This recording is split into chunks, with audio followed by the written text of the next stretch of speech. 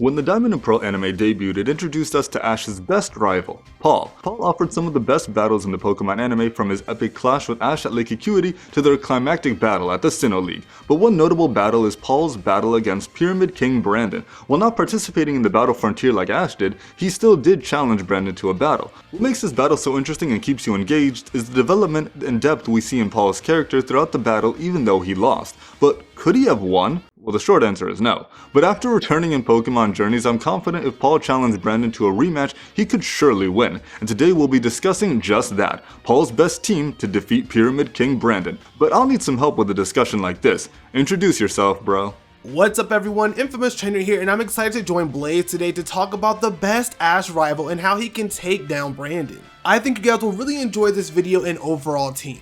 Infamous, thanks for joining me on the discussion today. To craft Paul's best team, we'll be of course looking at Paul's absolute best Pokemon he's caught and trained throughout his travels. They obviously need to be strong, but strength alone isn't going to earn a Pokemon a slot on this team. Movesets need to be pretty diverse to provide coverage, battling performance will be considered as well, and we'll also look at all the known abilities Paul's Pokemon have displayed in battle. Luckily, Paul's a great trainer and experienced battler with tons of options for us to choose from, so there's no way that we can't make an absolute unit of a team for him. Alright, now that you know what's going on in today's video, let's not waste any more time and dive into Paul's best team for Brandon. Let's get started.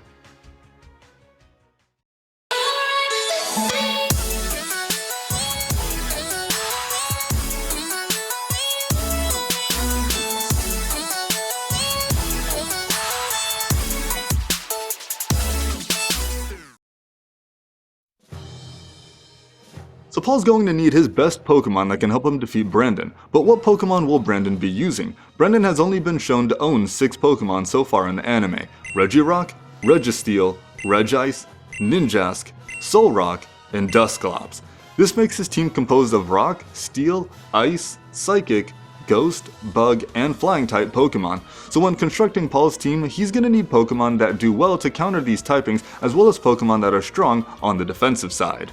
When choosing Paul's 6 best Pokemon for this potential battle, not only does he need to have the type advantage and the coverage, his Pokemon also need to have proven themselves in battle.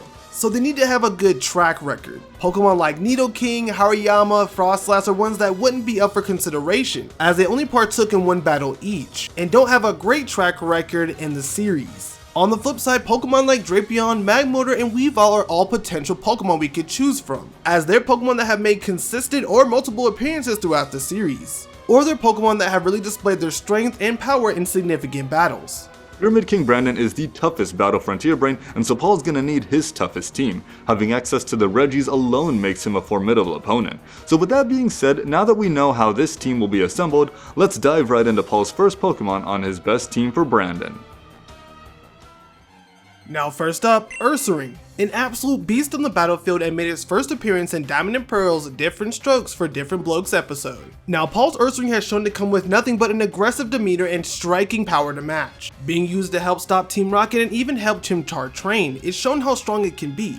During its major match within Ash and Paul's Lake Acuity battle, we're able to see its skills on full display. This Pokemon managed to take down Buizel, Staraptor, and Pikachu all in one battle. Then later was at a disadvantage and still took on Barry's Hitmonlee. I believe with his Pole-like and aggressive battle style, combined with moves like Focus Blast, Hammer Arm, Bulk Up, and Slash, it can be a heavy hitter. Not to mention it can learn even more moves now, like Close Combat, Night Slash, Shadow Claw, Stone Edge, and more that will help take down Brandon's Pokemon. Plus it has the clutch ability Guts, which has helped it in the past and can boost his power even more. Also, this is all before it turning into an Ursaluna, I might add. Either way, I think URSARING is a perfect way to kick off this team.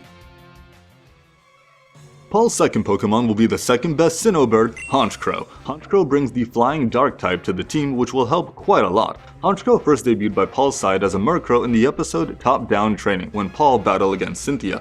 Following that loss, Murkrow continued to train with Paul until it was revealed to have evolved into a HONCHRKOW during a battle against Ash's Grottle. It swiftly defeated Ash's Grottle as Ash and Grottle hadn't gotten used to its body changing. We would see HONCHRKOW in 2 more battles where it would go head to head against Ash's Staravia in a Poké Ringer battle, and even gave it trouble after it had evolved into Staraptor in the same battle. What was most significant in this battle was HONCHRKOW's ability to take advantage of the wind currents during the battle to dodge attacks and gain the upper hand, but it also proved to be much faster than Ash's Staravia. After evolving into Staraptor, HONCHRKOW was still able to go head to head with Staraptor and dodge its attacks. Then at Lake Acuity, it once again defeated Ash's Grotto with a brutal Sky Attack, proving its strength once again. HONCHRKOW's moveset consists of Aerial Ace, Night Slash, Sky Attack, and Haze. These moves do wonders against half of Brandon's team, Ninjask being taken down by Aerial Ace and Sky Attack, and Solrock and Dusclops being taken down by Night Slash. Haze would be a good move to cause confusion among his Pokemon as it would make them unable to see HONCHRKOW's movements, giving HONCHRKOW a potential edge in the battle. Not to mention, Paul could even switch up HONCHRKOW's moveset to make it a heavy special attacker as well, with moves like Psychic, Dark Pulse, Shadow Ball, and Nasty Plot. For Flying Stab, maybe he could utilize Air Cutter or Air Slash, so this Pokemon would prove to be a great asset on Paul's team since it can handle 3 out of 6 of Brandon's Pokemon. It would be a heavy hitter, just like his URSARING. Now, no Paul team is set without his right-hand Pokemon, ELECTIVIRE. Now, we don't have to break down this powerhouse, do we? Well, starting from an LA kid, this Pokemon has shown great promise, strong will, and overall strength. Through the evolutions to ELECTIVIRE, it's maintained this and worked up to being one of Paul's most powerful Pokemon. It's managed to take down Pokemon from Ash's Buizel, Monferno, and Pikachu itself, but also other Pokemon like Ninjask, Golbat, Gliscor, Cranidos, Berries, and Empoleon, and many others. Not to mention some of these other Pokemon had the type advantage. As for moves, it's pretty set with Thunder, Thunder Punch, Brick Break, and can also learn other moves like Fire Punch, Flamethrower, and even more. And the combination of all of these will just help take down Brandon's Pokemon, making it a vital part to any Paul team.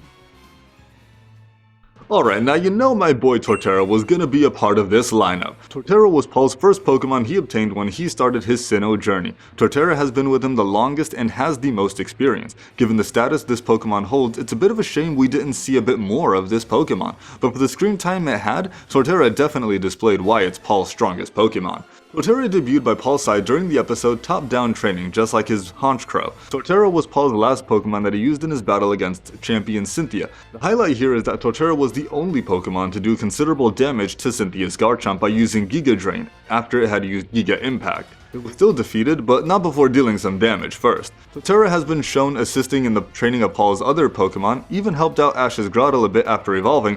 Oh, it's nice to see Paul's Pokemon helping Ash.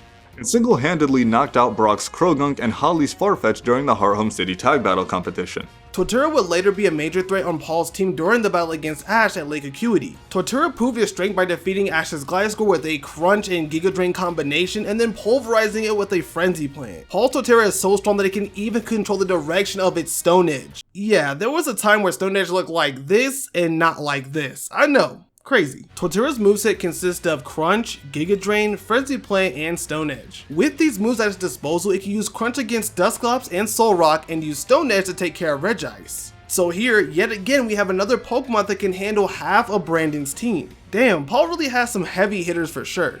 Now this was Torterra's moveset as of its last appearance in Diamond and Pearl. Since then, Paul could have switched up Torterra's moveset to make it even better. I believe Giga Drain and Stone Edge should stay for sure as Grass Stab is important and Stone Edge can handle fire and flying type opponents. But to take advantage of Ground Stab, he could teach Torterra Earth Power like his Nidoking, and then for a fourth move, he could teach it Stealth Rock. Stealth Rock is here for one specific reason, Rourke, the Orberg gym leader. During Paul's gym battle against Rourke, he used this move against Paul. Now we all know that Paul loves to take what he's learned in battle, as well as what he's seen, and use it against his opponent. A prime example of this is how he was able to use Ash's Counter Shield against him in the Sinnoh League with his Gastrodon. So I'm certain Paul would want access to this move so he can control the battlefield and rack up the pressure on Brandon with this move. Paul is also no stranger to entry hazards as he had his Drapion use Toxic Spikes against Ash's team during their Sinnoh League battle. So if Torterra knows this move against Brandon, it would help Paul immensely. Even so, Torterra would be a strong member on his team to help him defeat Brandon. Now it's time for some new Pokemon. And in Pokemon Journeys, Paul revealed that he has his own Garchomp, just like Cynthia. Now during the training for the Masters 8, Paul decided to have a 3v3 with Ash to help prepare. Garchomp comes out and does work against Dragonite, showcasing his power with moves like Dragon Claw, Stone Edge, and Hyper Beam. I mean, this Pokemon came in stacked. I always believed that Garchomp is a Pokemon that should have been owned by Paul anyways, as it tends to fit him quite well. This Pokemon will also deal massive blows to some of Brandon's Pokemon like Ninjask and can even go toe to toe with the Reggie. Plus adding on a new move like Dig, Scale Shot, Crunch, Scorching Sands, and tons of other options makes it a great pivoting powerhouse for Paul, making it a certified choice for his team. Our final member on his team is going to be another newly revealed Pokemon for Paul, being his Metagross. Metagross debuted in Pokemon Journeys episode 114 alongside his Garchomp as well. This means that Paul owns 2 pseudo-legendary Pokemon.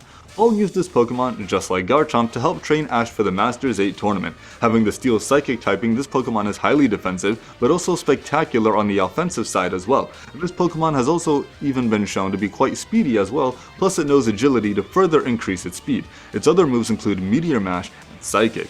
Even though Metagross only appeared in one episode just like Paul's Garchomp, it's still a pseudo-legendary Pokemon, which means its base stat total is 600 and it has an incredible typing. Metagross is even so strong it's the ace of the Hoenn champion Steven Stone, and we all know how powerful his Metagross is. And by having access to both Garchomp and Metagross, he has 2 Pokemon on this team that he could potentially Mega Evolve, and if he does that, then Brandon better watch out. With its moves being Agility, Psychic, and Meteor Mash, it can boost its speed to outspeed most of the Pokemon on Brandon's team aside from maybe Ninjask since it has speed boost, but Meteor Mash is important as that move will help in taking down both Regirock and Regice. Its 4th move slot is up in the air, so I believe a good 4th move for Metagross in this particular situation would either be Shadow Ball or Rock Slide.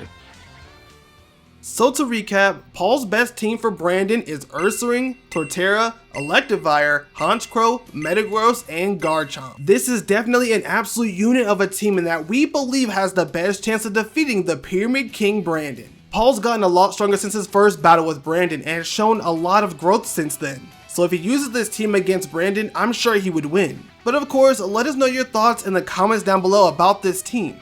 That being said, I wanted to say thanks to Blaze for having me on this video. I always like to talk about Paul as he's my favorite Ash rival, and it's always awesome to see him return. Hopefully one day we'll get a chance to see him take on Brandon. Infamous, thanks so much for joining me in today's discussion, and thank you all for watching. Be sure to check out Infamous' channel as he makes fantastic anipoke content as well as Fakemon content. I hope you enjoyed today's video, and until next time, train hard Pokemon champions, and I'll catch you guys later.